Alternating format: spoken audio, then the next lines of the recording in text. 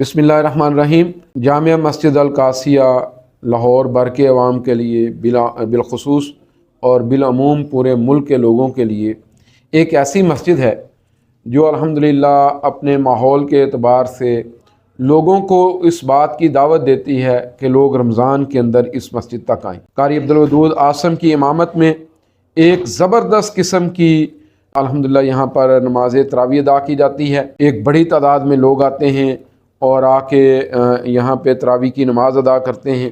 तो इसके हवाले से मैं लोगों को दावत देना चाहता हूँ कि वो आएँ और जामिया मस्जिद अल-कासिया के अंदर तरावी की नमाज़ अदा करें।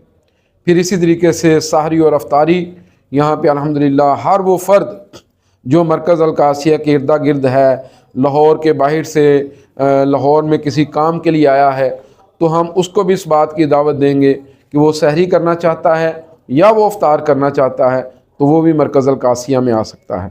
इसी एतबार से हम जुमे के हवाले से भी लोगों को दावत देना चाहते हैं कि मोहतरम हाफिज़ अब्दुल रऊफ़ साहब और मरकज़ मुस्लिम लीग के दीगर कायदीन जामिया मस्जिद अल-कासिया के अंदर इंशाअल्लाह जुमे के खुतबात देंगे।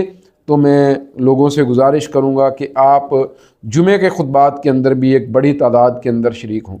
तो ये एक ऐसी मस्जिद है जो बिला तफरीक मसलक के काम कर रही है, जो खिदमत इंसानियत का काम कर रही है और इस बात की दाई है कि पूरी कौम को एक मुट्ठी होना चाहिए और पूरी कौम को अपने मुल्क की तामीर और तरक्की के अंदर हिस्सा लेना चाहिए। जामिया मस्जिद अल-कासिया एक मस्जिद भी है, एक कम्यूनिटी सेंटर भी है और इंशाअल्लाह ये लोगों की उम्मीदों का मरकज़ भी है।